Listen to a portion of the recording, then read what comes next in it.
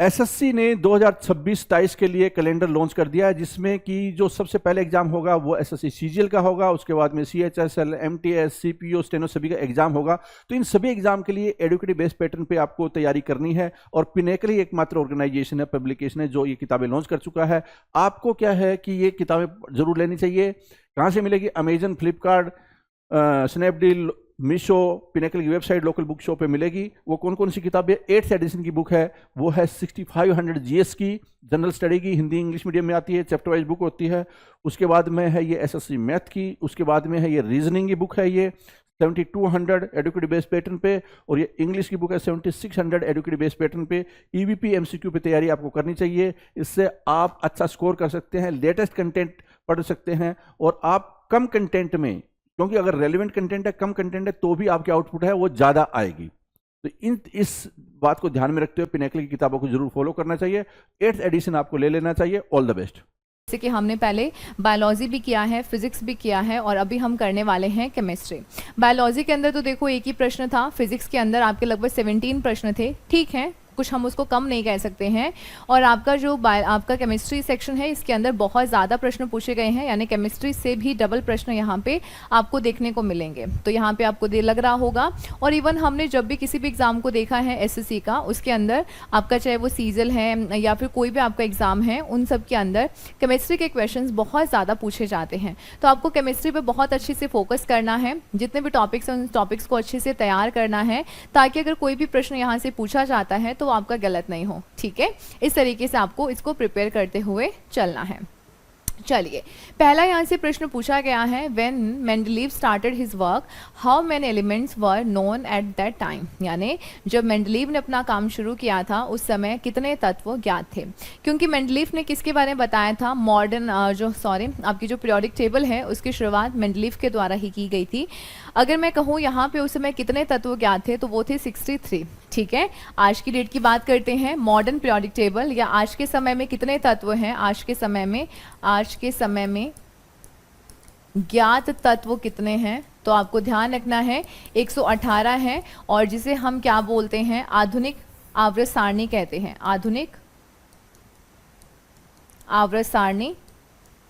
और इसकी जो शुरुआत है वो किसने करी थी? वो करी थी मोजले ने, हेनरी मोजले, ठीक है। सबसे पहले किसने बनाई थी? मेंडलीव ने बनाई थी। उस समय कितने तत्व ज्ञात थे? 63 थे, और इन्होंने किस बेसिस पे किया था? द्रव्यमान, ठीक है, द्रव्यमान के बेस पे टेबल बनाई थी, ठीक है, पीरियोडिक टेबल बनाई थी।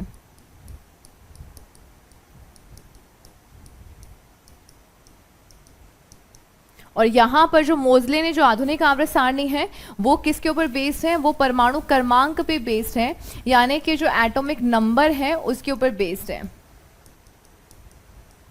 क्लियर? तो यहाँ पे सारी चीजें बहुत अच्छे से ध्यान रखिएगा। 1913 के अंदर मोजले ने आधुनिक आवर्त सारणी दी थी, और यहाँ पे बता दिया था कि जो आपके रासायनिक गुण होते हैं वो परमाणु क्रमांक के आवर्ती फलन होते हैं। और यहाँ पे उन्होंने पर्टिकुलर एक स्पेक्ट्रा से बताया कि आप यहाँ पे देखिए किस प्रकार से जो एक एटॉमिक नंबर है वो द्रव्यमान के कंपेरेटिवली ज़्यादा यहाँ पे सुटेबल है।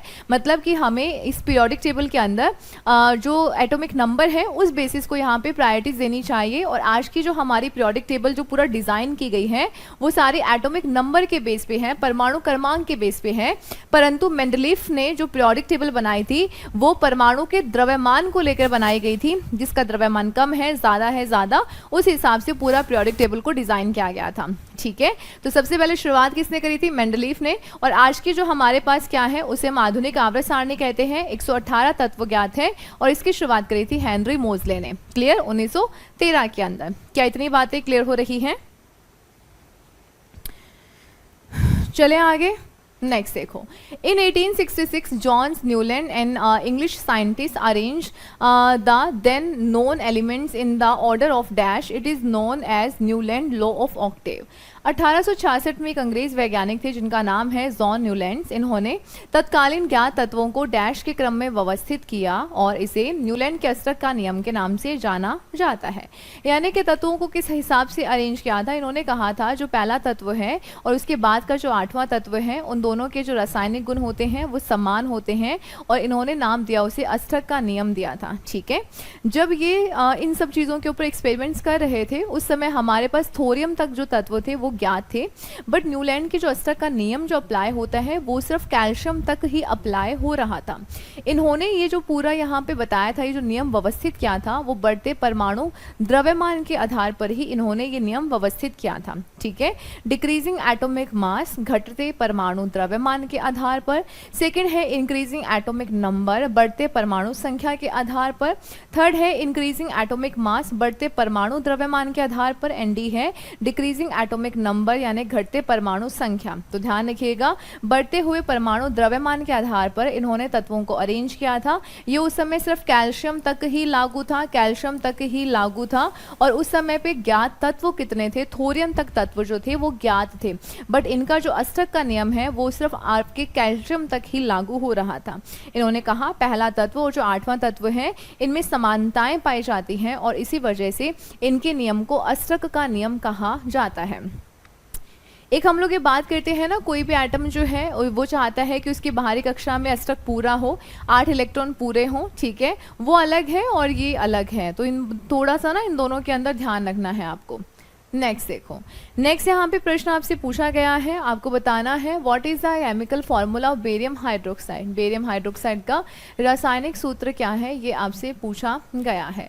यहाँ पे देखिएगा राइट आंसर हो जाएगा बेरियम हाइड्रोक्साइड। ये इसका क्या हो जाएगा, रासायनिक सूत्र जो एक बेस की तरह व्यवहार करता है। किसकी तरह व्यवहार करता है, एक बेस की तरह, एक क्षार की तरह ये तत्व या ये आपका जो यौगिक है ये व्यवहार करता है। क्या इतनी बातें क्लियर हो रही हैं, बताइए।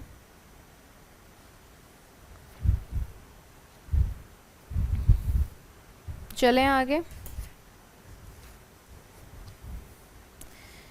ठीक है, चलिए नेक्स्ट यहाँ पे प्रश्न दिया गया है आपके पास, which chemical compound is use in car batteries and has the formula PbSO4। Car की बैटरी में किस रासायनिक यौगिक का उपयोग किया जाता है जिसका फॉर्मूला आपको यहाँ पर दिया गया है।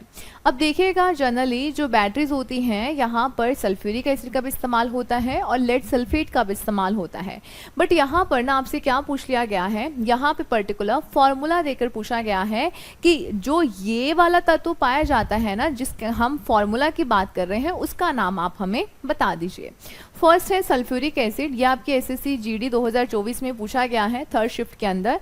लेड सल्फाइड, थर्ड है आपका लेड ऑक्साइड एंड डी है लेड सल्फेट। तो ध्यान रखिएगा ये जो आपका PbSO4 है ना, कौन सा है Pb, तो ये तो क्या है, ये तो आपका लेड है और ये आपका सल्फेट ग्रुप है, तो ये क्या हो जाएगा लेड सल्फेट। तो डी नंबर आपका यहाँ पर सही हो जाएगा।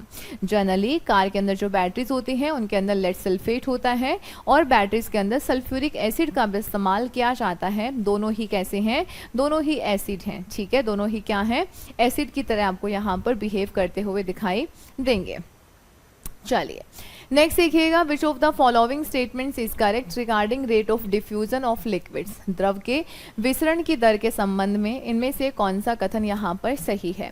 जब भी आपके पास ऐसा कोई प्रश्न होता है ना जो थोड़ा सा लेंदी टाइप का हो, आपको उसे बिल्कुल भी घबराना नहीं है, आराम से उसको पढ़ना है, 1 बाय 1 करते ही चलते जाना है। ठीक है, कई बार बहुत बार ऐसा होता है जो कोई लेंदी क्वेश्चन होते हैं ना वो सबसे ईजी क्वेश्चन होते हैं, बट हम क्या करते हैं, बहुत बड़ा है, देखने में बहुत बड़ा लग रहा है तो हम उसको जस्ट ऐसे अवॉइड कर देते हैं, स्किप कर देते हैं। ऐसा नहीं करना, थोड़ा सा टिक कर दो, हाँ आगे पढ़ लेना, मतलब थोड़े बहुत क्वेश्चंस करने के बाद फिर आप इसको रीड कर सकते हो।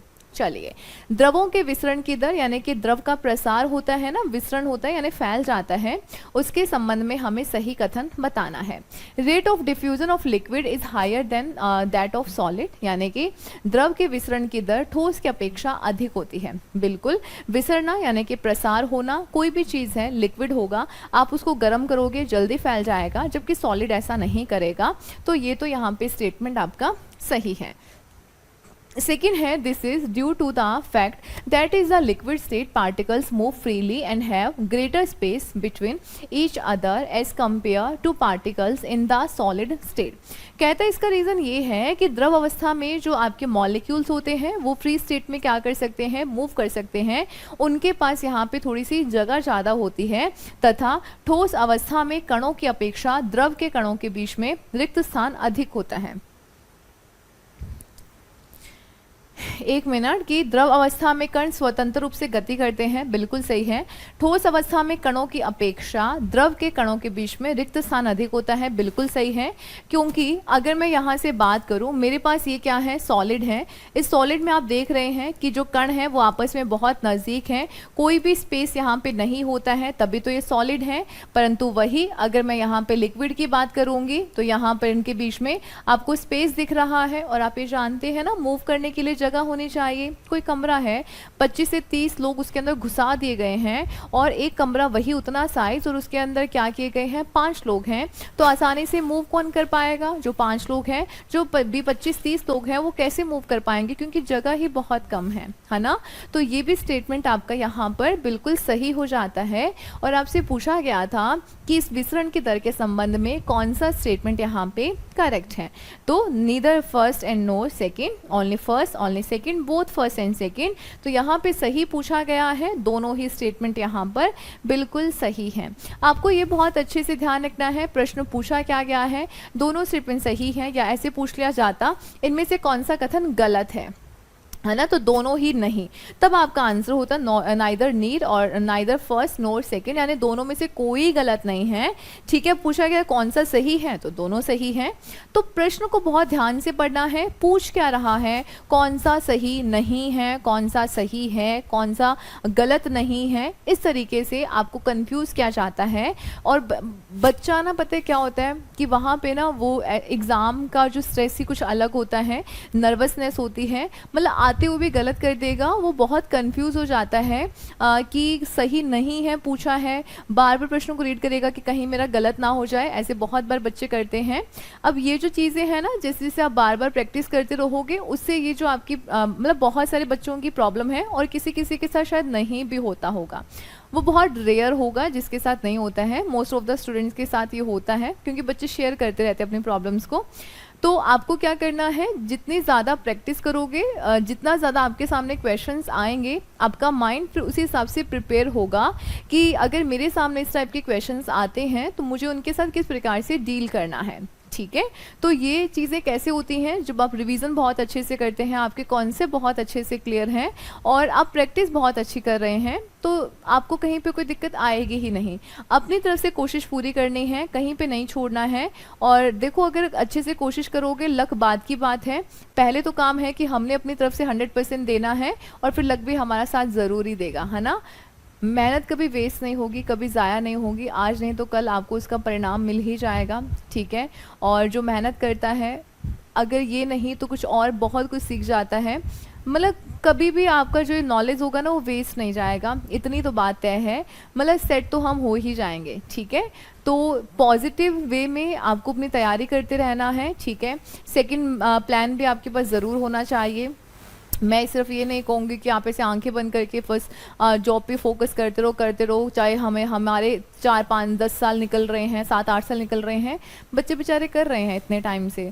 तो हमेशा ना अपने पास एक सेकंड ऑप्शन ज़रूर रखना है। अगर ये नहीं तो हम क्या कर सकते हैं, हमें अपनी आधी लाइफ थोड़ी ना गुजार देनी है एग्ज़ाम को प्रिपेयर करने में। ठीक है, तो ये सब चीज़ें अपना बहुत अच्छे से स्मार्ट वे में चलना है, क्योंकि ये वो टाइम है जब हमें अपना एग्ज़ाम भी क्रैक करना है, जॉब भी करनी है, घूमना है, फिरना है, शादी करना है, सारी चीज़ें इसी उम्र में करनी है। बूढ़े होके थोड़े ना करेंगे, एज होके थोड़े ना घूमना फिरना, उस टाइम पे फिर उतना मज़ा नहीं आएगा।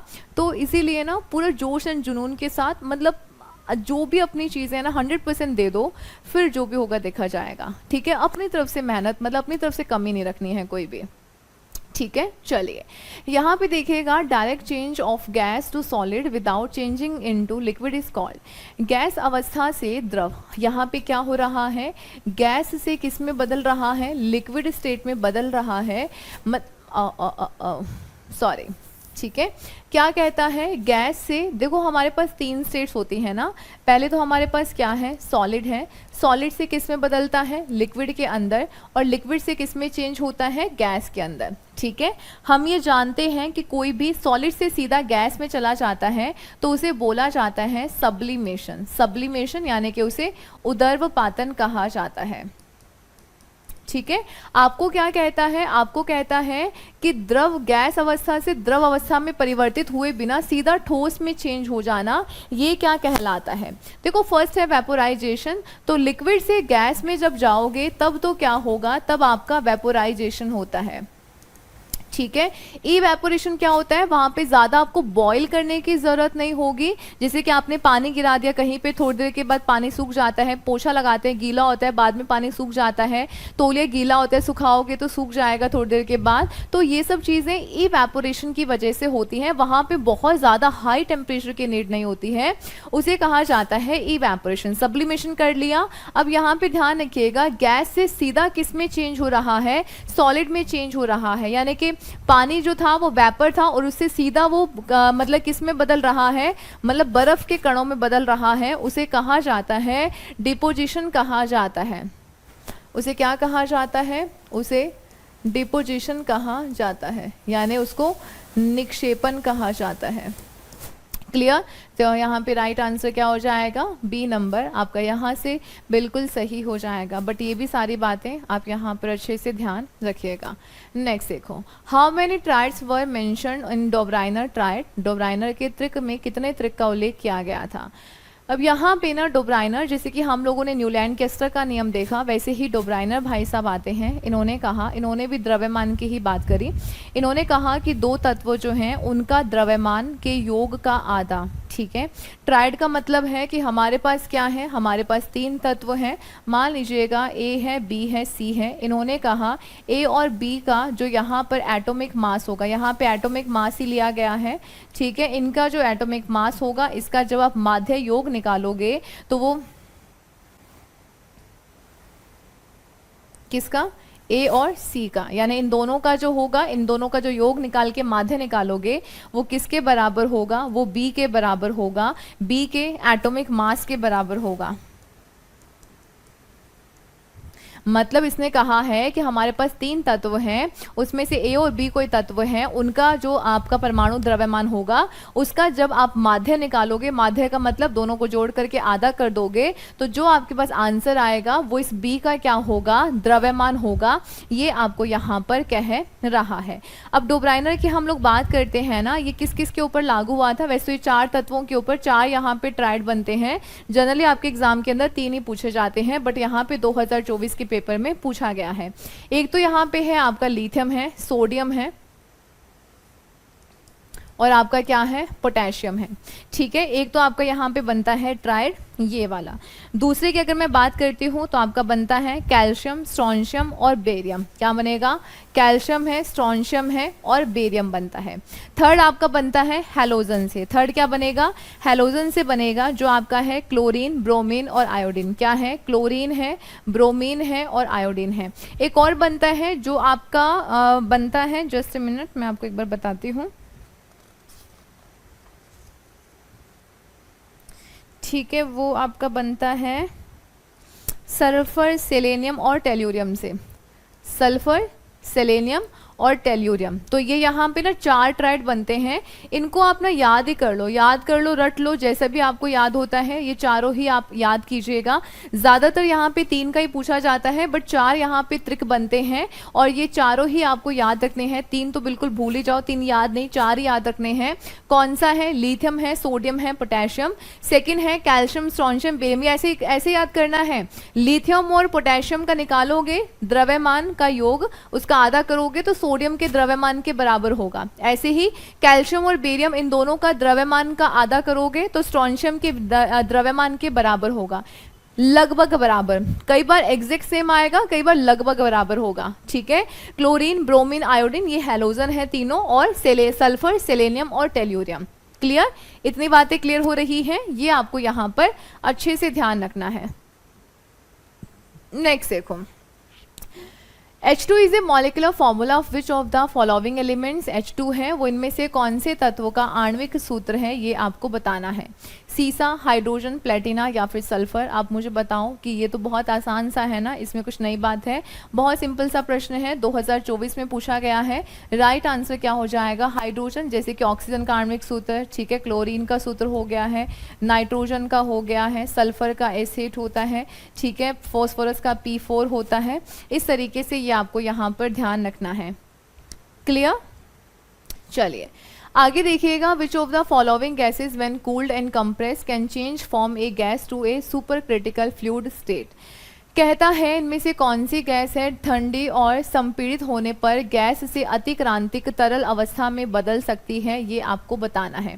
यानी कि अतिक्रांतिक तरल अवस्था का मतलब है कि आपको पर्टिकुलर उसको उस क्रिटिकल टेम्परेचर के ऊपर भी क्या करना होगा, आपको वहाँ पे उतना टेम्परेचर भी देना होगा, उतना कंप्रेस भी करना होगा, तब जाकर वो बदलती है। और आपसे पूछा गया है कि ऐसी आपकी कौन सी गैस है। आपके पास यहाँ पर ऑप्शन दिए गए हैं और आपको बताना है कि यहाँ पे राइट आंसर आपका क्या होगा।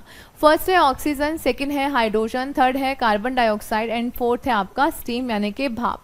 अब देखिएगा कौन सी गैस ठंडी है, यानी कि आप जानते हैं CO2 जो है ना, CO2 क्या है, सॉलिड फॉर्म में क्या होती है, इसको आप लोग ड्राई आइस कहते हैं और एज ए कूलेंट की फॉर्म में हम इसका इस्तेमाल करते हैं। इसे आप लिक्विड में भी बदल सकते हैं। और ध्यान रखिएगा कोई भी गैस होगी ना, आप उसको जितना कंप्रेस करोगे वो क्या होगा, लिक्विड स्टेट में बदल जाती है। और यहाँ पे कहा गया है अतिक्रांतिक तरल अवस्था में बदल सकती है, तो वो आपका राइट आंसर है कार्बन डाइऑक्साइड। क्या है, कार्बन डाइऑक्साइड जो है वो यहाँ पे आपका बिल्कुल सही हो जाएगा।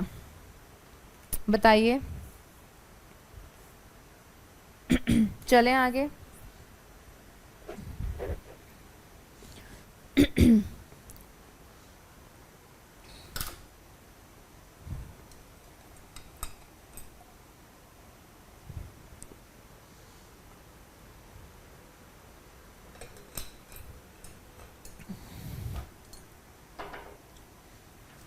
चले आगे।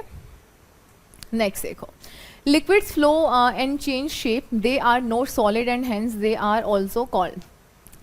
तरल पदार्थ प्रवाहित होते हैं, आकार बदलते हैं, वे ठोस नहीं होते हैं, इसलिए उन्हें क्या कहा जाता है, क्या हम उन्हें मिक्सचर कहते हैं, लिक्विड कहते हैं, सॉल्यूशन कहते हैं, लिक्विफाइड कहते हैं। अब यहाँ पे बहुत ही ज़्यादा कंफ्यूज करने वाला, ठीक है, लिक्विड जो होते हैं इन्हें हम ना फ्लूइड्स कहते हैं। और ध्यान रखिएगा इसको आप ना, मतलब ये प्रवाहित होते हैं, आकार बदलते हैं, ठोस नहीं होते, इसलिए हम इन्हें ना फ्लूइड कहते हैं। ठीक है, इंग्लिश में टर्म आपको ये देखने को मिली होगी, ये लिक्विड नहीं मिला होगा, तो ध्यान रखिएगा इसे हम क्या बोलते हैं, फ्लूइड कहते हैं। इसके अंदर ना आपका लिक्विड और गैस दोनों ही आता है, क्योंकि दोनों ही फ्लो कर सकते हैं। ठीक है, दोनों ही फ्लो कर सकते हैं, आकार बदल सकते हैं, बट ठोस के अंदर ऐसी प्रॉपर्टी नहीं होती है, तो इसे हम क्या बोलते हैं, फ्लूइड कहते हैं। तो लिक्विड और गैस दोनों को ही फ्लूइड कहा जाता है, ये बात आपको यहाँ पर अच्छे से ध्यान रखनी है। नेक्स्ट देखो, which element has the highest atomic number and is the heaviest natural occurring element. किस तत्व की परमाणु संख्या सबसे अधिक है और ये प्राकृतिक रूप से पाया जाने वाला सबसे भारी तत्व है। अब देखो पीरियोडिक टेबल में कुछ एलिमेंट्स ऐसे हैं कि जो आर्टिफिशियल हैं, जो इंसान ने बनाया है, बट आपसे यहाँ पर नेचुरली पूछा गया है कि नेचुरली ऐसा कौन सा तत्व है जो कि सबसे ज्यादा भारी है। आपके पास ऑप्शंस हैं थोरियम, सेकंड है प्लूटोनियम, थर्ड है नेपट्यूनियम एंड डी है आपका यूरेनियम। तो ध्यान रखिएगा राइट आंसर आपका होगा यूरेनियम। यहाँ पे यूरेनियम 92 इसका है आपका परमाणु क्रमांक और 238 इसका क्या है, परमाणु भार है। इसका इस्तेमाल कहाँ पे किया जाता है, न्यूक्लियर पावर प्लांट्स में किया जाता है। न्यूक्लियर एनर्जी को क्रिएट करने में हम यूरेनियम का इस्तेमाल करते हैं। यूरेनियम है, थोरियम है, इनका इस्तेमाल ज़्यादातर हम यूरेनियम का इस्तेमाल करते हैं। परमाणु बॉम्ब बनाने में यूरेनियम का इस्तेमाल होता है। हमारे यहाँ पे जो परमाणु बम का परीक्षण किया गया था तो हमारे पास इतना यूरेनियम थोड़ी ना है, हमने कहाँ से, अमेरिका से मंगवाया, बट हमने उन्हें कहा कि हमने न्यूक्लियर एनर्जी के लिए मंगवा रहे हैं और फिर हमने उसका क्या किया, परमाणु बम बनाया था। ठीक है, तो ध्यान रखिएगा न्यूक्लियर रिएक्शंस के अंदर हम ये, क्योंकि रेडियो आइसोटॉप है और इनकी क्रिया हम क्या करवाते हैं, न्यूट्रॉन से, इनके ऊपर न्यूट्रॉन की बमबारी करवाते हैं, जिससे न्यूट्रॉन इनको ब्रेक कर देता है छोटे द्रव्यमान वाले कणों के अंदर, और उससे क्या होता है, ये रिएक्शन चलती रहती है है जब तक ये पूरा खत्म नहीं हो जाते। हालांकि इनको कंट्रोल कर लिया जाता है, अगर अनकंट्रोल्ड वे में चलती रहे, अपने आप चलती रहे तो वहां पर बनता है एटम बॉम्ब। ठीक है, तो ध्यान रखिएगा कि यहाँ पे सबसे भारी जो प्राकृतिक तत्व है उसका नाम क्या है, यूरेनियम है। अगर यहाँ से हम लोग बोले ना सबसे भारी तत्व जो कि आपका कौन सा है, मैन मेड है, मानव निर्मित है, उसका नाम है यूनोनोक्टियम। ठीक है, उसका नाम क्या है, यूनोनो या यूनोनोक्टियम। ठीक है, ये आपका 118वां तत्व है। ये कौन सा है, 118वां तत्व है। और ध्यान रखिएगा ये कैसा है, आर्टिफिशियल है। आर्टिफिशियल का मतलब क्या हो गया, मैन मेड है। ठीक है, जबकि आपसे क्या पूछा गया था, जबकि आपसे पूछा गया था नेचुरल, तो नेचुरल में कौन सा है, यूरेनियम है। क्लियर, चलिए। Dash of a substance is the temperature and pressure at which three phase gas, liquid and solid of the substance may coexist in thermodynamics equilibrium। कहता है किसी पदार्थ का वह तापमान और दाब होता है जिस पर उस पदार्थ के 3 चरण होते हैं, गैस, द्रव और ठोस, उष्मा गति के साम्य में एक साथ रह सकते हैं। वो आपको स्टेट पर्टिकुलर बतानी है, उसे क्या कहा जाता है। फर्स्ट है उसे एलोट्रॉपिक कहा जाता है, ट्रिपल पॉइंट कहा जाता है, ट्राई स्टेट कहा जाता है, या फिर उसे हम एम्फीबियस कहते हैं। आपको ध्यान रखना है एक ऐसी स्टेट है जहां पर वो तत्व लिक्विड भी होगा, गैस भी होगा और सॉलिड भी होगा। ये तीनों ही स्टेट वहां पर रहेंगी, वो आपको बताना है। आपने कई बार ऐसे पानी, ऐसे बर्फ को देखा है क्या, जब आप बर्फ को बाहर निकालते हैं, बर्फ को आपने थोड़ी देर रखा तो वो लिक्विड भी बनती है, उसके अंदर से धुआं भी निकलता है और वो सॉलिड फॉर्म में भी होती है। तो वो तीनों अवस्थाएं जहां पर पानी जो था वो लिक्विड फॉर्म में भी है, थोड़ा पानी भी है, वहां से भाप भी ऐसे गैस से भी निकल रही है और वो सॉलिड स्टेट में भी है, उसे कहा जाता है त्रिक बिंदु कहा जाता है, ट्रिपल पॉइंट कहा जाता है। तो यानी कि जिस पर पदार्थ के 3 फेज होंगे, गैस, लिक्विड एंड सॉलिड, उसे हम ट्रिपल पॉइंट कहते हैं। बी नंबर आपका यहाँ पर बिल्कुल सही हो जाएगा। राइट आंसर क्या होगा, बी नंबर आपका बिल्कुल सही होगा। और ध्यान रखिएगा अपर रूप क्या होते हैं, कोई भी ऐसा रसायन, कोई भी ऐसा आपका एलिमेंट जिसमें जिनके क्या होगा, जिनकी फिजिकल प्रॉपर्टीज़ तो अलग अलग होंगी, यानी देखने से आपको दिखने में अलग अलग लगेंगे, उनके इस्तेमाल अलग अलग होंगे, बट उनका जो केमिकल कॉम्पोजिशन है यानी जिनसे वो मिलकर बना है वो सब सेम रहेगा। फॉर एग्जाम्पल जैसे कि मैं अगर बात करूँ, कार्बन के अपर रूप कौन कौन से हैं, हीरा है, डायमंड कार्बन से बना है, कोयला डायमंड से बना, कोयला जो है वो भी कार्बन का ही अपर रूप है, ग्रेफाइट है, फुलरीन है, ग्रेफीन है। अब ये सारे बने तो कार्बन से ही हैं, प्योर कार्बन से बने हुए हैं, बट आप इनको जब देखोगे बाहर से आपको दिखने में अलग अलग लगेंगे, इनके सबके इस्तेमाल यूज अलग अलग हैं, तो इन्हें हम क्या कहते हैं, एलोट्रॉप कहते हैं। क्लियर, ये सारी बातें अच्छे से याद रखिए। ये सारे क्वेश्चन हम जो डिस्कस कर रहे हैं ना, ये आपके 2024 के अंदर के 2024 के ही है। एसएससी जीडी का जो 2000 आपके फरवरी के अंदर जो एग्जाम्स हुए हैं, उन एग्जाम्स के अंदर जो जो क्वेश्चंस पूछे गए हैं उन्हीं को ही हम लोग डिस्कस कर रहे हैं, और वो सारे क्वेश्चंस हमने इस बुक के अंदर भी इंक्लूड किए हैं।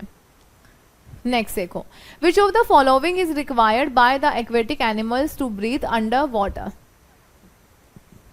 जलीय प्राणियों को पानी के अंदर सांस लेने के लिए इनमें से किसकी आवश्यकता होती है, ये आपको यहाँ पर बताना है। फर्स्ट है डिजोल्व नाइट्रोजन, घुलित नाइट्रोजन, सेकंड है डिजोल्व CO2, थर्ड है डिजोल्व ऑक्सीजन, एंड डी है डिजोल्व आपका हाइड्रोजन सल्फाइड। आपको यहाँ पे बहुत अच्छे से ध्यान रखना है कि हमारे जो जलीय जीव जंतु हैं, मछलियाँ वगैरह हैं, वो जिंदा कैसे रहती हैं, उनको क्या चाहिए, घुलित ऑक्सीजन। आपने देखा होगा बाहर निकालते हो तो मर जाती हैं, जबकि बाहर भी तो ऑक्सीजन है ना, बट क्यों मर जाती हैं, क्योंकि पानी के अंदर ऑक्सीजन क्या होती है, घुली हुई, और उनका जो बॉडी होता है वो भी उसी तरीके से डिज़ाइन होता है। उनके शरीर में क्या होते हैं, गलफड़े, और जिन उन्हीं गलफड़ों की वजह से ही वो क्या लेती हैं, सांस लेती हैं। तो यहाँ पर कई बार ये भी पूछा जाता है कि मछलियाँ सांस कैसे लेती हैं, तो ध्यान रखिएगा गलफड़ों की सहायता से।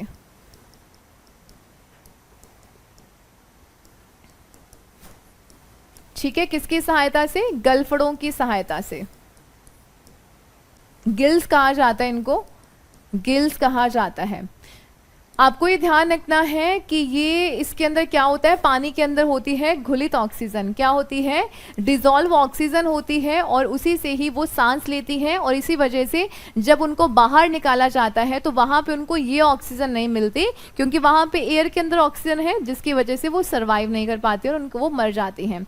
तो यहाँ पे राइट आंसर क्या होगा, सी नंबर आपका यहाँ से बिल्कुल सही हो जाएगा। क्लियर? नेक्स्ट देखो, how many horizontal rows are present in the modern periodic table. आधुनिक आवर्त सारणी में कितनी क्षैतिज पंक्तियां होती हैं।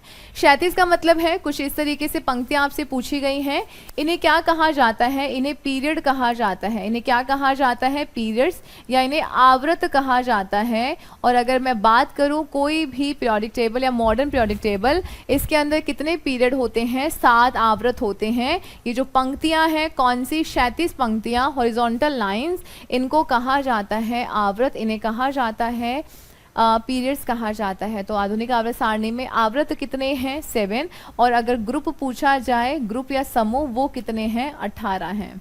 ठीक है, और सारे एलिमेंट जितने भी 118 एलिमेंट्स हैं उनको हमने इन्हीं सब के अंदर ही अरेंज कर रखा है। क्लियर?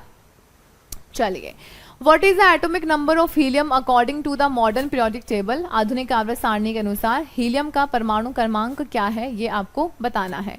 हीलियम की बात करते हैं, हीलियम जो है ना ये आता है नंबर 2 पे। एटॉमिक इसका जो मास कितना है वो है 4। आपसे क्या पूछा गया है, परमाणु क्रमांक पूछा गया है, ये आपको बताना है। और ये कहाँ का है, ये आपके ग्रुप 18 से संबंधित है। किससे, ग्रुप 18 के अंदर है। और ग्रुप 18 को हम लोग क्या बोलते हैं, ग्रुप 18 को हम लोग नोबल गैसेस कहते हैं। क्या बोलते हैं, नोबल गैसेस कहते हैं, या इन्हें हम इनर्ट गैसेस कहते हैं। क्लियर? इतनी बात आपको ध्यान रखनी है। तो हीलियम का परमाणु क्रमांक कितना है, हीलियम का परमाणु क्रमांक है 2। क्या इतनी बातें क्लियर हो रही हैं, बताइए।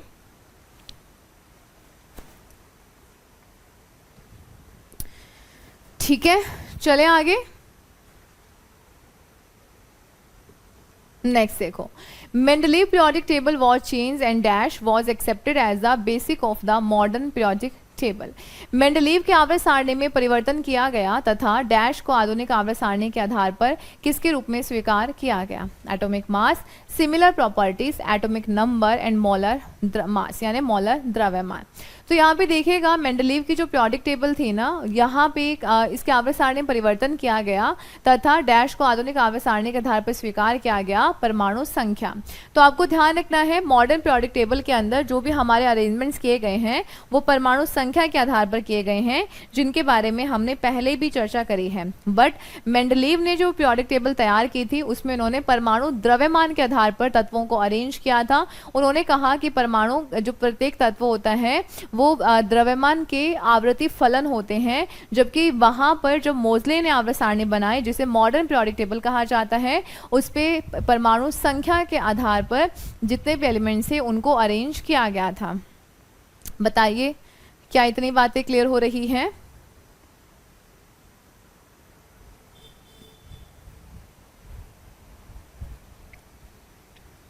हाँ जी, क्लियर? तो ये सारी बातें आपको यहाँ पर अच्छे से ध्यान रखनी है। नेक्स्ट देखिएगा, नेक्स्ट यहाँ पे है विच of the following is A S block element, यानी कि इनमें से कौन सा एस ब्लॉक का एक तत्व है। फर्स्ट है स्कैंडियम, सेकंड है वेनेडियम, थर्ड है टाइटेनियम एंड डी है रुबीडियम। तो ध्यान रखिएगा, रुबीडियम जो है वो आपके एस ब्लॉक से है। एस ब्लॉक के अंदर आपके 2 यहाँ पे ग्रुप आते हैं। पहला जो ग्रुप होता है वो तो आपका है एल्केलाइन मेटल, एल्केलाइन मेटल का है, और दूसरा जो ग्रुप है वो है एल्केलाइन अर्थ मेटल। क्लियर? तो ध्यान रखिएगा, इनमें से कौन सा तत्व है जो कि आपके एस ग्रुप से संबंधित है, तो वो है आपका कौन सा है, तो वो है आपका रुबीडियम है। और ध्यान रखिएगा कि आपके जो एस ब्लॉक है उसके अंदर 17 एलिमेंट्स हैं और यहाँ 14 एलिमेंट्स हैं। पहले ग्रुप में एल्केलाइन मेटल है, क्षारीय धातु है, और सेकंड वाले में कौन सी है, क्षारीय मृदा धातुएं हैं। इनके बारे में आपको बहुत अच्छे से ध्यान रखना है। कई बार ना एग्जाम के अंदर क्या होता है, पीरियोडिक टेबल में ग्रुप से रिलेटेड पूछ लिया जाता है। क्षारीय मृदा धातुएं कौन से ग्रुप में पाई जाती हैं, क्षारीय धातुएं कौन से ग्रुप में पाई जाती हैं, या ये कौन से ब्लॉक से संबंधित हैं, कौन कौन सी आपकी क्षारीय मृदा धातु धातु हैं, कौन सी क्षारीय धातु हैं, इस तरीके से प्रश्न आता है। पी ब्लॉक कहाँ से कहाँ तक वेरी करता है, डी ब्लॉक जो है हैलोजन फैमिलीज कौन सी है, कैल्कोजन फैमिली कौन सी है, इस तरीके से यहाँ से आपके एग्जाम के अंदर प्रश्न पूछा जाता है। इन सब के बारे में आपको यहाँ पे ध्यान रखना है। चलिए नेक्स्ट देखते हैं यहाँ पे क्वेश्चन को। नेक्स्ट आपके पास क्वेश्चन है 18 नंबर। वॉशिंग सोडा सोडियम, एक minute, washing soda sodium carbonate decahydrate use for washing specially clothes is a compound of fluorescent crystal. आपसे पूछा गया है कि धुलाई के लिए विशेष रूप से वस्त्र उपयोग में लिया जाने वाला जो वॉशिंग सोडा है, सोडियम कार्बोनेट डेकाहाइड्रेट ए फ्लोरेसेंट क्रिस्टल डैश का एक यौगिक है, ये आपको यहाँ पर बताना है। देखिएगा आपको ध्यान रखना है, जैसे कि सोडियम कार्बोनेट है, सोडियम बाइकार्बोनेट है, सोडियम बाइकार्बोनेट या सोडियम, इसी को सोडियम हाइड्रोजन कार्बोनेट कहा जाता है। ये काफ़ी इंपॉर्टेंट कंपाउंड्स हैं सोडियम के, जिनका इस्तेमाल काफ़ी ज़्यादा होता है। ठीक है, तो यहाँ पे बोला गया है किसके बारे में कि सोडियम आपका जो कार्बोनेट है Na2CO3 सोडियम कार्बोनेट 10H2O यानी कि डेकाहाइड्रेट, जिसके साथ पानी के कितने मॉलिक्यूल हैं, 10 मॉलिक्यूल हैं। आपसे पूछा गया है कि किसका ये क्या है, एक यौगिक है। अब आप देखो आपको यहाँ पे क्या दिख रहा है, हाइड्रोजन, सोडियम, ऑक्सीजन या फिर कार्बन। तो ध्यान रखिएगा ये सोडियम का क्या है, एक कंपाउंड है। बी नंबर आपका यहाँ से बिल्कुल सही हो जाएगा, सोडियम का कंपाउंड है और इसे हम धावन सोडा के नाम से भी जानते हैं, इसे हम धावन सोडा के नाम से भी जानते हैं। इतना भी आपको यहाँ पर ध्यान रखना है। एक और यहाँ पे कंपाउंड है इसी का ही, सोडियम हाइड्रोजन कार्बोनेट। तो ये जो है ना sodium hydrogen carbonate, sodium hydrogen carbonate, actually ध्यान रखिएगा इसे हम बोलते हैं बेकिंग सोडा। इसे बेकिंग सोडा कहा जाता है या फिर इसे पाक सोडा कहा जाता है। पकाने के लिए हम इसका इस्तेमाल करते हैं, ये भी ध्यान रखिएगा।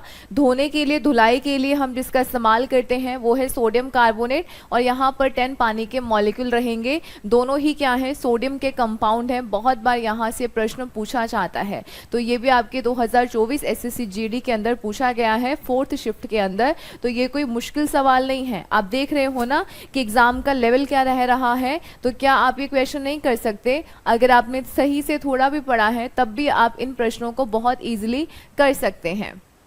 नेक्स्ट देखो, elements in the modern periodic table are arrange in dash vertical columns called groups and dash horizontal rows called periods. कहता है आधुनिक आवर्त सारणी में तत्वों को हमने कुछ न आवृत और स्तंभ के अंदर डिवाइड किया है।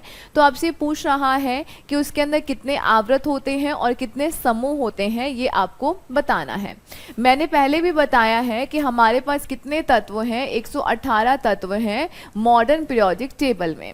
हमने उसको कुछ इस प्रकार से डिजाइन किया है, ठीक है, और यहाँ पे कुछ इस प्रकार से, तो क्या है, इस प्रकार से इसके यहाँ पर ग्रुप हैं, ठीक है। इस प्रकार से क्या है, इस प्रकार से इसके ग्रुप हैं, और उसके बाद में इस प्रकार से कुछ यहाँ पर, मतलब यहाँ पे जो वर्टिकल लाइंस हैं, ये जो वर्टिकल लाइंस हैं इनको तो कहा जाता है ग्रुप, ठीक है, जिसको समूह कहा जाता है। और ये वाले जो हॉरिजॉन्टल लाइंस है कुछ इस प्रकार से, इन्हें कहा जाता है आवृत। इन्हें क्या कहा जाता है, आवृत, या इन्हें पीरियड्स कहा जाता है।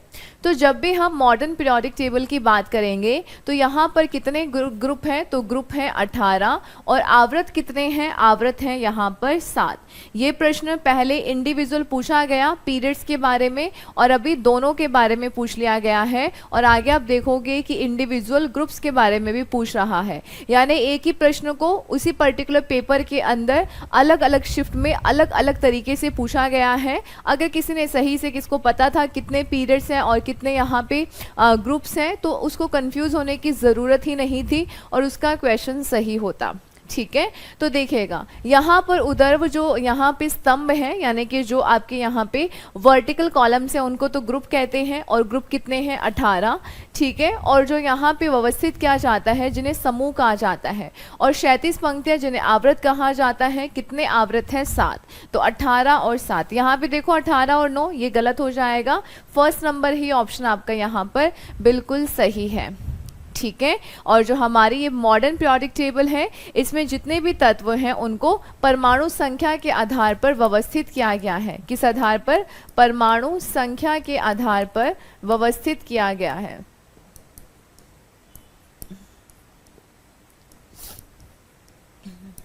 ये भी आपको ध्यान रखना है, ठीक है। नेक्स्ट देखो, नेक्स्ट है dash is a form of matter in which many of the electrons wonder around freely among the nuclei of the atoms, यानी कि डैश पदार्थ की वो अवस्था जिसमें अनेक इलेक्ट्रॉन परमाणु के नाभिक के बीच में स्वतंत्र रूप से गति करते हैं, उसे हम क्या कहते हैं? फर्स्ट है यहाँ पे लिक्विड, सेकेंड है प्लाज्मा, थर्ड है सॉलिड एंड डी है गैस। अब देखिएगा जिसमें अनेक इलेक्ट्रॉन परमाणु के नाभिक के बीच में स्वतंत्र रूप से गति करते हुए पाए जाते हैं वो आपको बताना है। देखो ठोस के अंदर तो ये होगा नहीं, लिक्विड में भी नहीं होगा। मैंने आपको बताया था पदार्थ, सॉरी आपको नहीं बताया, कोर्स में हमने बात करी थी।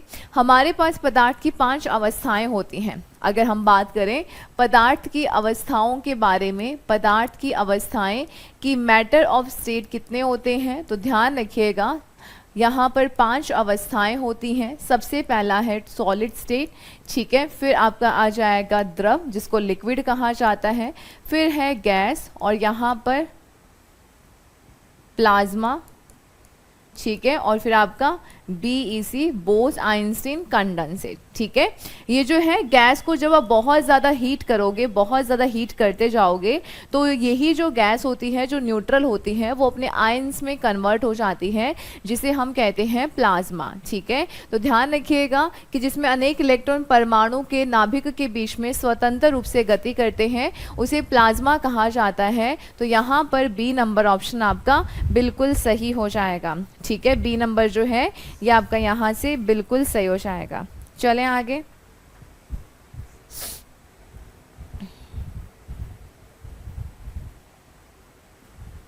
ठीक है।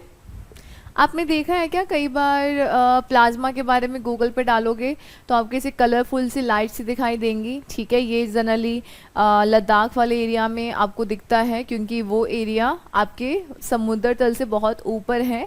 वहाँ पे आप मिल्की वेज देख सकते हैं, बहुत अच्छा सा सीन वहाँ से दिखता है, ठीक है। उसके अलावा नॉर्थ पोल है, वहाँ पे आपको ऐसी लाइट सी दिखती है, ग्रीन पिंक से कलर की लाइट, तो वो एक्चुअली वो प्लाज्मा ही है।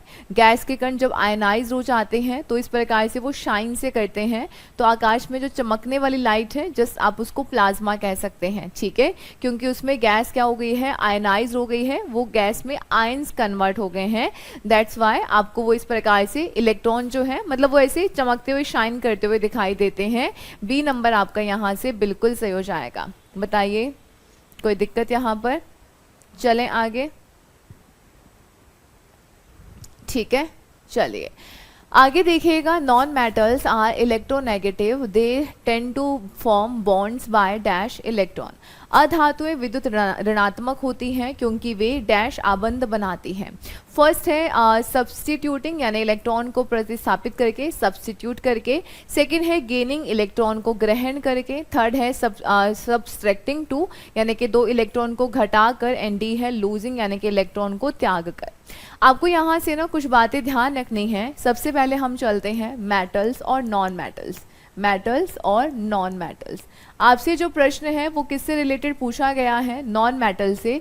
मेटल जो होती है ना, इनके पास क्या होते हैं? फ्री इलेक्ट्रॉन होते हैं। मेटल्स यानी कि धातु, ठीक है, और नॉन मेटल यानी अधातु, ठीक है।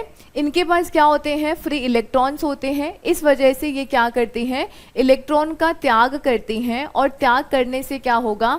मान लीजिएगा कि मेरे पास कोई A है, ठीक है, इसके पास इलेक्ट्रॉन कितने हैं? 10 हैं। प्रोटॉन कितने हैं? 10 हैं स्टार्टिंग में। इसने क्या किया? एक इलेक्ट्रॉन का त्याग कर दिया, तो अब बचे इसके पास कितने इलेक्ट्रॉन? अब इसके पास कितने इलेक्ट्रॉन बचे बताओ जल्दी से। मेरे पास कोई ए तत्व था, उसके पास 10 इलेक्ट्रॉन है, प्रोटॉन भी कितने हैं 10 हैं, उसने एक इलेक्ट्रॉन का त्याग कर दिया, इलेक्ट्रॉन कितने बचे 9। और अगर पूछा जाए प्रोटॉन कितने बचे तो प्रोटॉन अभी भी कितने हैं 10, अभी भी कितने हैं 10 हैं। आप जानते हैं इलेक्ट्रॉन पे होता है नेगेटिव चार्ज, प्रोटॉन पे होता है पॉजिटिव चार्ज। दैट्स वाई अगर कोई भी एलिमेंट इलेक्ट्रॉन का त्याग करता है यानी कि उसने अपना नेगेटिव चार्ज त्याग कर दिया तो इसी वजह से उसके ऊपर क्या आ जाएगा, पॉजिटिव चार्ज हम लोग लगाते हैं अगर किसी ने इलेक्ट्रॉन को त्याग दिया है। वही अगर मैं बात करूं, अगर कोई इलेक्ट्रॉन, मेटल जो होती हैं ये इलेक्ट्रॉन क्या करती हैं, गेन करती हैं। अब गेन करेंगी तो इसी वजह से इन पर क्या आता है, इन पर नेगेटिव चार्ज आता है, नेगेटिव आवेश लगाया जाता है।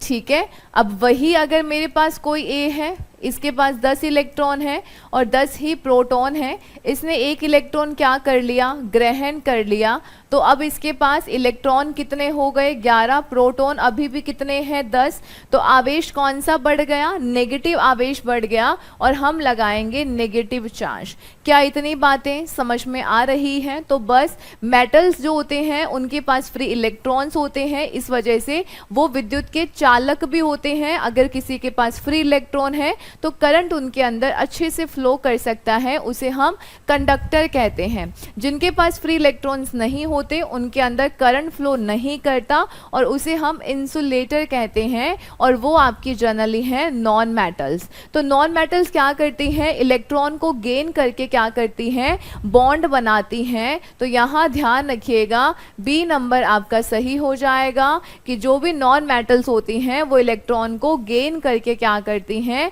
गेन करके बॉन्ड बनाती हैं। जैसे आपने सुना होगा ना, एक आपके पास होता है NaCl यानी सोडियम क्लोराइड। अब सोडियम क्लोराइड जो है ये आपका क्या है, मेटल है, ठीक है, और ये क्लोरीन क्या है, ये नॉन मेटल है यानी अधातु है। तो आपने देखा होगा सोडियम पे चार्ज आता है Na+ और क्लोरीन पे आता है माइनस। इनके बीच में जो बॉन्ड होता है वो होता है आयनिक बॉन्ड। क्योंकि जब भी हम बात करेंगे मेटल और नॉन मेटल, क्योंकि मेटल ने अपना इलेक्ट्रॉन त्याग दिया, नॉन मेटल ने ग्रहण कर लिया, यहाँ से इलेक्ट्रॉन का ट्रांसफर हुआ है, तो आयनिक बॉन्ड कब बनता है, इलेक्ट्रॉन के ट्रांसफर होने पर। इलेक्ट्रॉन का जब भी ट्रांसफर होगा वहाँ पर बनता है आयनिक बॉन्ड जो कि काफ़ी ज़्यादा स्ट्रॉन्ग होता है और ये कहाँ बनता है, मेटल्स और नॉन मेटल्स के बीच में बनता है। तो ध्यान रखिएगा कि ये जो है आपका, आपने देखा होगा सोडियम इलेक्ट्रॉन त्याग देता है पॉजिटिव चार्ज, क्लोरीन इलेक्ट्रॉन ग्रहण कर लेता है तो इसके ऊपर आता है नेगेटिव चार्ज। ये कुछ बातें अच्छे से आप लोग ध्यान रखिएगा, आपको आगे ज़रूर काम आएंगे। चलिए आगे देखिएगा, what is another name for solid carbon dioxide.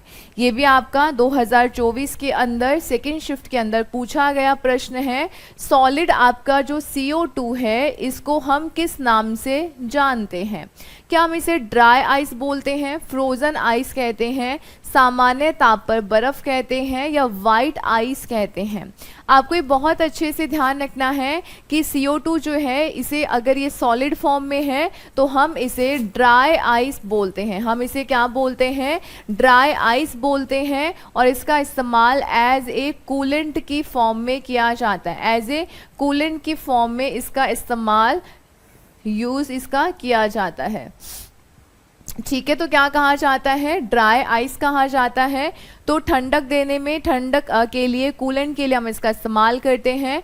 जो आपके फायर एक्सटिंग्विशर होते हैं वहाँ से भी, जो आपके सिलेंडर्स होते हैं ना फायर एक्सटिंग्विशर में जो इस्तेमाल किए जाते हैं, क्योंकि अगर कहीं पे शॉर्ट सर्किट हुआ है तो हम वहाँ पे सीधा किसको, पानी को नहीं फेंक सकते हैं, या पेट्रोल में भी जब आग लगेगी तो जनरली यूज़ किया जाता है गैसेस फॉर्म में, तो वहाँ पे CO2 का इस्तेमाल होता है।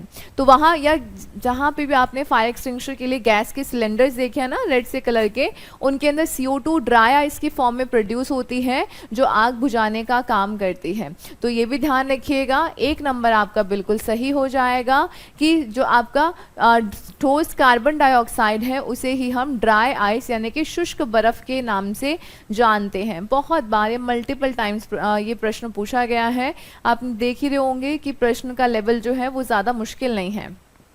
चलिए, how many verticals column are these there in the modern periodic table. अब देखो यहाँ पे वर्टिकल कॉलम्स की बात की गई है, यही वाले कॉलम, इन्हें क्या कहा जाता है, इन्हें ग्रुप कहा जाता है। 1 मिनट पहले ही हमने इससे रिलेटेड प्रश्न किया है और ये भी देखो आपके थर्ड शिफ्ट के अंदर पूछा गया है। आई थिंक वो 2nd या 4th में पूछा गया था और ये 3rd में पूछ लिया। आप देख रहे हो कि जब भी कोई एक ही टाइप का पेपर होगा, चाहे उनके अंदर बहुत सारी शिफ्ट होती हैं, बट प्रश्न आसपास से ही पूछे जाते हैं, सेम से ही प्रश्न पूछे जाते हैं। तो अगर आपका पहली शिफ्ट में आपके किसी दोस्त का है, आपका दूसरी वाली में है, तो अगर आपको थोड़े बहुत प्रश्न आपको आप दिखते हैं तो आप उसके सिमिलर सा वो चीज़ें रीड कर लें, तो वो मतलब बेनिफिट होगा काफ़ी ज़्यादा। ठीक है, तो यहाँ पे राइट आंसर क्या हो जाएगा, बी नंबर आपका यहाँ से बिल्कुल सही हो जाएगा कि आधुनिक आवर्त सारणी में कितने स्तंभ या कितने ग्रुप होते हैं, तो वो होते हैं 18। अब देखो यहाँ पे ग्रुप नहीं देके वर्टिकल आपको यहाँ पे कॉलम की बात कर दी, वहाँ पे हॉरिजॉन्टल लाइंस की बात कर लेता है जब पीरियड का पूछता है। तो बस ये पता होना चाहिए जो वर्टिकल कॉलम्स हैं उन्हें ग्रुप कहा जाता है और जो हॉरिजॉन्टल लाइंस हैं उन्हें हम क्या बोलते हैं, पीरियड्स या आवृत कहते हैं। ये पता है तो आप इजीली इन प्रश्नों को कर सकते हैं बिना किसी रुकावट के और बहुत अच्छे से, बिल्कुल सही। ओके, चलिए नेक्स्ट देखिएगा, which of the following elements is a part of the P block of the periodic table. निम्नलिखित में से कौन सा तत्व आवर्त सारणी के पी ब्लॉक का एक हिस्सा है, ये आपको बताना है। यहाँ पर ऑप्शन है rhodium, hydrogen, oxygen and silver. अब देखिएगा स्टार्टिंग में जो आपके यहाँ पे 2 ग्रुप हैं वो तो कौन से हैं, एस ब्लॉक हैं। यहाँ पे आपको ध्यान रखना है कि आपके जो ग्रुप आते हैं 3 से लेके आपके 12 तक, 3 से 13, तो वो आपके आते हैं आपके डी ब्लॉक के। ठीक है, उसके अलावा यहाँ से ना चीज़ें आपको ध्यान रखनी है कि आपका जो पी ब्लॉक है ना, पी ब्लॉक, उसके अंदर जनरली आती हैं नॉन मेटल्स। उसके अंदर क्या आती हैं, नॉन मेटल्स आती हैं। अब अगर मैं बात करूँ हाइड्रोजन, हाइड्रोजन तो पहले ग्रुप से संबंधित है, रोडियम आपकी मेटल, सिल्वर मेटल, तो यहाँ से राइट आंसर क्या हो जाएगा, सी नंबर आपका ऑक्सीजन। ऑक्सीजन जो है ये कैल्कोजन फैमिली का है। कौन सी फैमिली का है, कैल्कोजन फैमिली का है। 16 जो ग्रुप है उससे संबंधित है। कौन से ग्रुप से संबंधित है, 16 नंबर ग्रुप से संबंधित है। कई बार यहाँ से भी प्रश्न पूछ लिया जाता है, ग्रुप का नाम पूछ लिया जाता है। 17 ग्रुप को हैलोजन फैमिली बोलते हैं, 18 ग्रुप को नोबेल गैसेस कहते हैं। इस तरीके से प्रश्न पूछ लिया जाता है। ठीक है, तो पीरियोडिक टेबल थोड़ा अच्छे से पढ़िएगा। अब देख ही रहे हैं पीरियोडिक टेबल से काफ़ी सारे प्रश्न आपके एग्जाम के अंदर पूछे गए हैं। चले आगे, ठीक है, नेक्स्ट देखो, नेक्स्ट यहाँ पे है कंसीडर द फॉलोइंग स्टेटमेंट। निम्नलिखित कथनों पर विचार कीजिए। A gas that follows Boyle's law, Charles law and Avogadro law called an ideal gas. बिल्कुल, वो गैस जो बॉयल के नियम, चार्ल्स के नियम और एवोगाड्रो नियम का पालन करती है उसे हम आइडियल गैस बोलते हैं। ये आपका यहाँ पर बिल्कुल सही है। ठीक है, पीवी बराबर एनआरटी जो कि एक आइडियल गैस इक्वेशन है। As per Gay Lussac law at constant volume pressure of a fix amount of gas varies directly with the temperature. यानी गेल-लुसाक के नियम के अनुसार स्थिर आयतन पर किसी निश्चित मात्रा वाली गैस का दाब उसके ताप के क्या होता है, व्युत्क्रमानुपाती होता है। यानी आयतन स्थिर है, नंबर ऑफ मोल स्थिर है, परंतु जो दाब है वो टेम्परेचर के इनवर्सली प्रोपोर्शनल होगा। इसके बारे में यहाँ पर बात की गई है। ठीक है, थर्ड क्या है, silicon is present in group 14 and period 3 of the periodic table. और ये आपको बताना है कि यहाँ पर राइट आंसर आपका क्या होगा। ठीक है, अब देखिएगा, आप जानते हैं सिलिकॉन जो है नंबर 14 पर आता है। सिलिकॉन जो है ये एक आपका कैसा है, एक सेमी कंडक्टर है और एक मेटेलॉइड है, उपधातु है, तो ये आपका यहाँ पर बिल्कुल सही है। उसके अलावा गेल-उसाक यही बोलता है अगर आयतन निश्चित है, ठीक है, आयतन फिक्स है, मोल्स फिक्स है, तो यहाँ पर जो दाब है वो ताप के क्या होगा, यहाँ पे इन्वर्सली प्रोपोर्शनल होगा, सही है। और वो गैस जो बॉयल का नियम, चार्ल्स का नियम, एवोगाड्रो का नियम अगर इनकी पालना करती है उसे हम आइडियल गैस बोलते हैं। PV बराबर nRT, ये आपका इक्वेशन है, ठीक है, ये आपका आइडियल गैस इक्वेशन है। क्लियर? तो ध्यान रखिएगा तीनों ही यहाँ पर सही हैं, डी नंबर आपका सही हो जाएगा। फर्स्ट, सेकंड एंड थर्ड तीनों ही ऑप्शंस आपके यहाँ पर बिल्कुल करेक्ट हैं। बताइए, चलें आगे। नेक्स्ट देखो, which of the following is not A P block element of the periodic table, इनमें से कौन सा आवर्त सारणी के पी ब्लॉक का तत्व नहीं है। आयोडीन, सिलिकॉन, मैग्नीशियम या फिर फॉस्फोरस, ये आपसे पूछा गया है। अब देखिएगा आप लोगों को अगर थोड़ा सा ध्यान होगा, पहले जो आपके दो ग्रुप हैं जो आपके एस ब्लॉक से संबंधित हैं, जिसमें आपके alkaline metals, alkaline earth metals हैं, तो उन्हीं में ही जो आपका एल्केलाइन अर्थ मेटल है वहीं पर आ जाता है मैग्नीशियम। तो मैग्नीशियम ये पी ब्लॉक का एलिमेंट नहीं है, बाकी आयोडीन है, सिलिकॉन है, फॉस्फोरस है, ये आपको पी ब्लॉक में देखने को मिल जाएंगे, ठीक है। सिलिकॉन मेटेलॉइड है, आयोडीन है, फॉस्फोरस है, ये नॉन मेटल है। आयोडीन एक ऐसी नॉन मेटल है जो काफ़ी स्ट्रॉन्ग, थोड़ा सा स्ट्रॉन्ग रहती है, सॉलिड अवस्था में आपको देखने को मिलेगा, ठीक है, बट भंगुर होती है, ये आपको ध्यान रखना है। सी नंबर आपका यहाँ से बिल्कुल सही हो जाएगा। बताइए, क्या यहाँ पर कोई दिक्कत? चले आगे, ठीक है। नेक्स्ट देखो, Newlands law of octave was only applicable up to which element, Newland के अष्टक का नियम का सिद्धांत केवल किस तत्व तक लागू होता है। न्यूलैंड ने अष्टक का नियम दिया था, इसके बारे में हमने पहले भी चर्चा करी है। न्यूलैंड भाई साहब ने कहा कि पहला तत्व और उसके आगे आने वाला जो 8वां तत्व है उनके अंदर सिमिलैरिटीज़ होती हैं, तो इन्होंने उसको नाम दिया अष्टक का नियम, ठीक है। कुछ ग्रुप्स बनाए कि ये जो तत्व हैं वो अष्टक के नियम का पालन करते हैं, जैसे डोब्राइनर ने ट्राइड्स बताए थे, डोब्राइनर ने त्रिक का नियम दिया था, ठीक है। तो ध्यान रखिएगा कि इन्होंने जिस टाइम पे ये बात करी थी वो परमाणु के द्रव्यमान के हिसाब से इन्होंने बात करी थी कि कोई भी एलिमेंट उसका एटॉमिक मास कितना है, उस बेसिस पे उन्होंने ये सारी चीज़ें बताई थी। उस समय जितने हमारे पास ज्ञात तत्व थे वो थोरियम तक ज्ञात थे, 52 तक, और वो ये इनका जो नियम जो अप्लाई हो रहा था वो सिर्फ कैल्शियम तक अप्लाई हो रहा था। तो ध्यान रखिएगा, राइट आंसर हो जाएगा फर्स्ट नंबर ऑप्शन। न्यूलैंड के अष्टक का सिद्धांत जो है वो केवल कैल्शियम तक लागू हो रहा था, बट ये भी बहुत बार प्रश्न पूछा गया है कि उस समय कितने तत्व ज्ञात थे, तो आपको ध्यान रखना है 52 तक, यानी कि थोरियम तक तत्व उस समय ज्ञात थे, और लागू कहाँ तक होता है, कैल्शियम यानी कि 20 तक यहाँ पर ये अप्लाई हो रहा था। चलिए आगे देखिएगा, which of the following statement is true for Döbereiner trait, इनमें से कौन सा कथन डोब्राइनर के त्रिक के लिए सत्य है। आपने देखा होगा जब आपने काफ़ी सारे क्वेश्चन कर लिए हैं 27 तक और ये 28, तो आपने पीरियोडिक टेबल से काफ़ी सारे क्वेश्चन देख लिए। पीरियोडिक टेबल है मतलब जो गैसेस इक्वेशंस वाला आपका जो पर्टिकुलर एक टॉपिक है गैसेस वाला, गैसेस मैटर, ये यहाँ से ना काफ़ी सारे प्रश्न पूछे गए हैं, चार्ल्स का नियम, बॉयल्स का नियम, गेल-उसाक का नियम, और यहाँ से आपके पीरियोडिक टेबल से न्यूलैंड के अष्टक के नियम से पूछा गया है, डोब्राइनर से पूछ लिया गया है कितने पीरियड होते हैं, कितने ग्रुप्स होते हैं, उसके अलावा कौन सा मेटल कौन से ग्रुप से संबंधित है, कौन सा एलिमेंट किससे, ये इस टाइप के प्रश्न आपने काफ़ी सारे देख लिए होंगे। तो इससे एक आपको आइडिया लगा होगा कि पीरियोडिक टेबल से काफ़ी सारे प्रश्न पूछे जाते हैं, क्योंकि ये तो वही सारे एलिमेंट्स है ना, इन्हीं के बेसिस पे तो सारा केमिस्ट्री है, ठीक है, कौन एलिमेंट किसके साथ जुड़ेगा करेगा, ठीक है ये। बट अभी आने वाले एग्जाम्स में ऐसे हो सकता है जो पीरियोडिक टेबल हैं उनकी केमिकल प्रॉपर्टीज़ के बारे में पूछ ले कि परमाणु का आकार ग्रुप में बाएं से दाएं जाने पर बढ़ता है या ऊपर से नीचे जाने पर बढ़ता है, घटता है, इलेक्ट्रोनेगेटिविटी के बारे में प्रश्न पूछ ले, ठीक है। इस तरीके के प्रश्न आपके एग्जाम में आ सकते हैं। कोई ज़रूरी नहीं है हर बार रिपीट हो, बट हमें एक आइडिया मिलता है कि किस तरीके के प्रश्न पूछे गए हैं, और अगर उस टॉपिक से अगर ये प्रश्न पूछ लिए गए हैं तो आगे और कौन कौन से प्रश्न पूछे जा सकते हैं, तो हम फिर उनको बहुत अच्छे से प्रिपेयर कर लेंगे। इनको तो करना ही है क्योंकि क्वेश्चंस रिपीट भी होते हैं, बट क्या बच गया है उनको भी आपको बहुत अच्छे से कर लेना है। ओके, चलिए, तो यहाँ पे देखिएगा triads were in order of atomic mass, त्रिक परमाणु द्रव्यमान के क्रम में थे।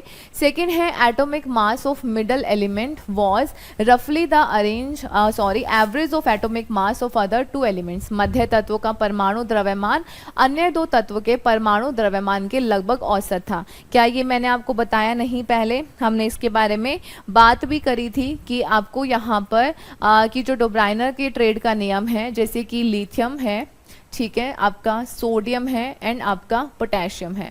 अब आप लोग यहाँ पे जानते हैं कि लिथियम जो है ये नंबर 3 पर आता है, मतलब इसका जो द्रव्यमान है वो कितना है? 3, ठीक है। और आपका जो पोटेशियम है, पोटेशियम का मान के चलिएगा लगभग 40 के आसपास आता है, ठीक है। तो कितना हो गया? 43, नहीं, लिथियम का द्रव्यमान है, हाइड्रोजन हीलियम लिथियम, लिथियम का द्रव्यमान है 6, ठीक है। और इसका मतलब नंबर 3 पर आता है, तो 3, 6 आप इसके ऐसे कर सकते हैं। इसका हो जाएगा लगभग ये आपका 19 पे आता है। और अगर मैं कहूँ इसका द्रव्यमान लगभग आपको ध्यान रखना है 40 के अराउंड, तो कितना हो जाएगा यहाँ पर? 46, ठीक है। तो इसने क्या बोला कि इन दोनों का जो द्रव्यमान है, इन दोनों का जो द्रव्यमान है, इसका जो माध्य है वो इसके द्रव्यमान के बराबर होता है। तो 46/2 कितना हो गया? 23 हो गया। और ध्यान रखिएगा कि इसका जो द्रव्यमान है सोडियम का वो 23। इस प्रकार से इसने 4 ट्राइड्स बताए थे, 4 ट्रेड्स बताए थे, त्रिक बताए थे, उनको आपको याद करना है कौन कौन से त्रिक हैं। अक्सर वहाँ पर एग्जाम में उनके पर्टिकुलर सीक्वेंस पूछ लिया जाता है, कौन कौन से हैं, ऐसे करके प्रश्न पूछ लिया जाता है। तो यहाँ पर बहुत अच्छे से ध्यान रखिएगा, त्रिक परमाणु द्रव्यमान के क्रम में थे, बिल्कुल। और मध्य तत्व का परमाणु द्रव्यमान अन्य दो तत्व के परमाणु द्रव्यमान का आधा था, ठीक है। यानी कि आधा तो क्या बोलोगे? औसत बोल दोगे, एवरेज बोल दोगे, माध्य बोल सकते हो। तो यहाँ पे राइट आंसर क्या होगा? दोनों ही यहाँ पर करेक्ट हैं। बी नंबर आपका यहाँ से बिल्कुल सही हो जाएगा। बताइए, बी नंबर जो है वो आपका यहाँ से बिल्कुल करेक्ट आंसर हो जाएगा। बढ़े आगे, नेक्स्ट देखो। In the periodic table, which group consists of elements known as the noble gas? आवर्त सारणी में किस वर्ग में उत्कृष्ट गैसों के रूप में जाने वाले तत्व शामिल होते हैं? अब आपसे पूछा गया है नोबेल गैस के बारे में कि जो नोबेल गैस होती हैं वो आपके कौन से ग्रुप से संबंधित हैं। इनको इनर्ट गैस भी कहा जाता है, इनको इनर्ट गैस भी कहा जाता है। आउटर इनका जो शेल होता है उसके अंदर कितने इलेक्ट्रॉन होते हैं? 8 इलेक्ट्रॉन पूरे होते हैं, यानी कि ये अष्टक का, इनका जो अष्टक होता है वो पूरा होता है। इस वजह से ये क्या होती हैं? इनर्ट होती हैं, हीलियम को छोड़कर, क्योंकि हीलियम के पास सिर्फ 2 ही इलेक्ट्रॉन है और पहली कक्षा में इसके 2 पूरे फिल होते हैं, तो वो भी कैसा है? इनर्ट है। तो आपका हीलियम है, नियॉन है, ऑर्गन है, क्रिप्टॉन है, जिनॉन है, रेडॉन है, तो ये सारी क्या है? इनर्ट गैसेज हैं। आउटर या बाहरी कक्षा के अंदर 8 इलेक्ट्रॉन पूरे हैं, अष्टक पूरा है, किसी और के साथ ही अपना कोई भी बॉन्डिंग या किसी के साथ क्रिया नहीं करती हैं, इसी वजह से हम इन्हें इनर्ट गैसेस कहते हैं। तो यहाँ पे ध्यान रखिएगा, ये आपके ग्रुप 18 से संबंधित हैं। कौन से ग्रुप से? 18 से। और इसे हम इनर्ट गैस का ग्रुप भी बोलते हैं, या यहाँ पर सारी आपकी कैसी हैं? नोबेल गैसेस हैं। डी नंबर आपका यहाँ से बिल्कुल सही हो जाएगा। बताइए।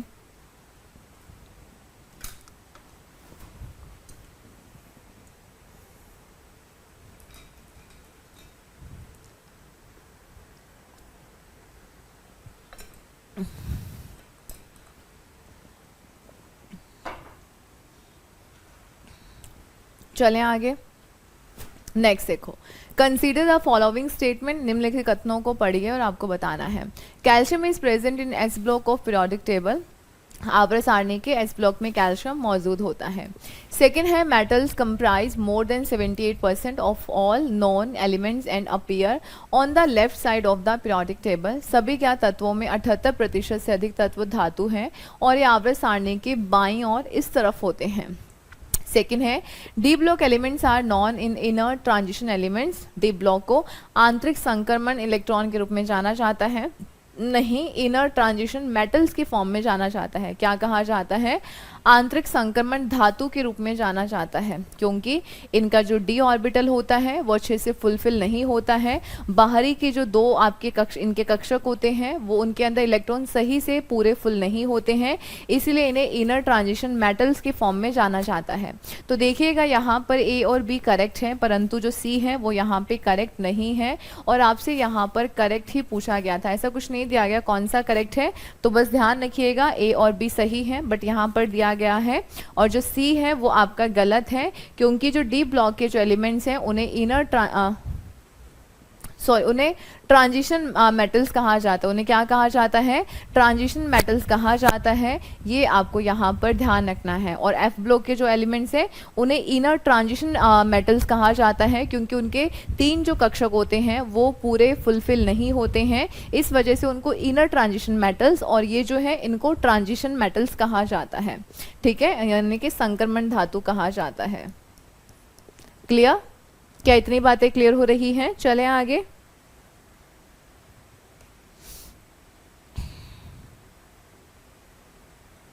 ठीक है,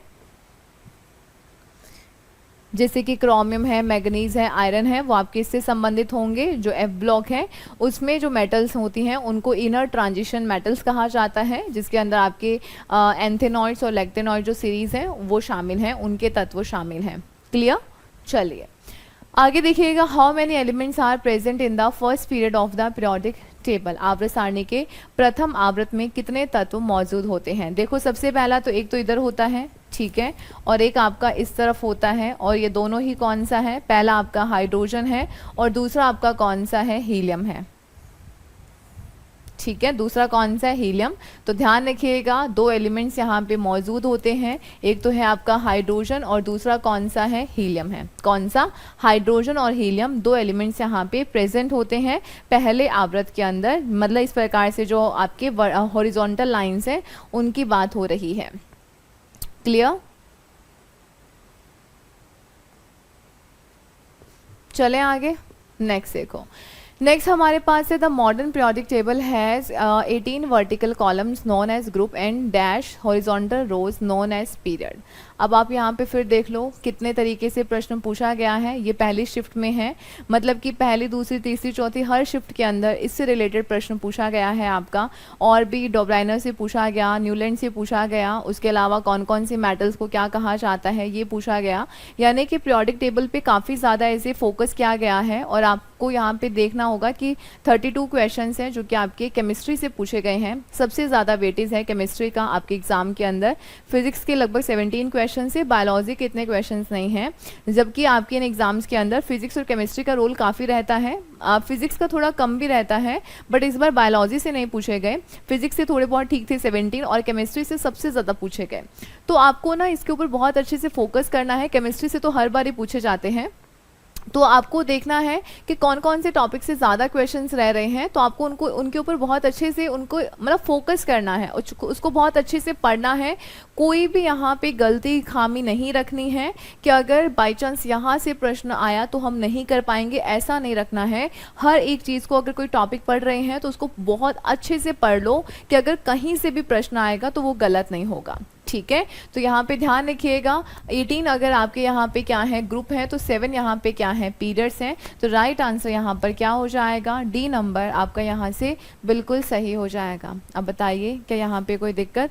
तो बहुत ही सिंपल से प्रश्न है, ज़्यादा मैं मुश्किल नहीं कहूँगी। कुछ एक आधा क्वेश्चन है जो आपके हर शिफ्ट में पूछा गया होगा। बाकी जो यहाँ पे जो पेपर का लेवल है वो थोड़ा सा ठीक से मॉडरेट है, तो यहाँ पे कोई भी दिक्कत आपको नहीं होनी चाहिए। ठीक है, पीरियोडिक टेबल पे बहुत अच्छे से फोकस करना है, और बाकी का हम करेंगे नेक्स्ट सेशन के अंदर। इन क्वेश्चंस को बहुत अच्छे से प्रिपेयर कीजिएगा। बुक ऑलरेडी मार्केट के अंदर है, अगर आपने अभी तक नहीं खरीदी है तो आप उसको दोनों ही वे में, ऑनलाइन ऑफलाइन दोनों ही मोड से परचेज कर सकते हैं। ऑनलाइन भी मंगवा सकते हैं या बुक स्टोर पे जाकर भी ले सकते हैं। ठीक है, तो बाकी का करते हैं नेक्स्ट सेशन में। Take care, bye bye. नमस्कार, मैं बलजीत ढाका पिनेकल पब्लिकेशन से आप सभी का स्वागत करता हूं। पिनेकल ने लॉन्च कर दी है ultimate guide. Ultimate guide SSC CGL के लिए स्पेशल बुक है ये, जो कि थ्योरी भी है जिसमें और एमसीक्यू भी दिया हुआ है, और यह प्रीवियस ईयर क्वेश्चन के ऊपर आधारित है। जो टीचर्स है, एडुकेट है, उनको सबको मिलाकर ये किताब बनाई गई है। ज़्यादा फोकस लेटेस्ट कंटेंट पे रखा गया है। इस किताब से आप टायर 1 टायर 2 की जल्दी तैयारी कर सकते हैं। जो पिनेकल की दूसरी आती है चैप्टर वाइज किताबें, सब्जेक्ट वाइज, उसमें इसमें ये फ़र्क है कि ये एक किताब है जो आपको बहुत कम टाइम में बहुत फास्ट प्रिपरेशन कराएगी, और ये सीजीएल ओरिएंटेड है सिर्फ। उसमें क्या है, सीजीएल भी होता है, सीएचएसएल, एमटीएस, स्टेनो, कई चीज़ें होती है। इसमें सीजीएल का ही कंटेंट है टायर 1 और टायर 2 से रिलेटेड।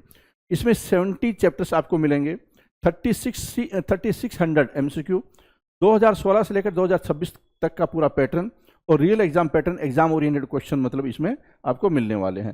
थ्योरी भी दी हुई होगी, और साथ में क्या, उसके साथ में चैप्टर भी दिया होगा, एमसीक्यू भी दिया होगा। तो ये बहुत शानदार किताब है। अगर कोई कम टाइम में तैयारी करना चाहता है, Amazon, Flipkart, local book shop पे मिलेगी। और पिनेकल की हर किताब पे आपको ये जो यूनिक आईडी, हर किताब की यूनिक आईडी होती है, वो वाली किताब आपके पास जरूर होनी चाहिए, और होलोग्राम होना चाहिए। इससे पता चलता है कि ये किताब ओरिजिनल है।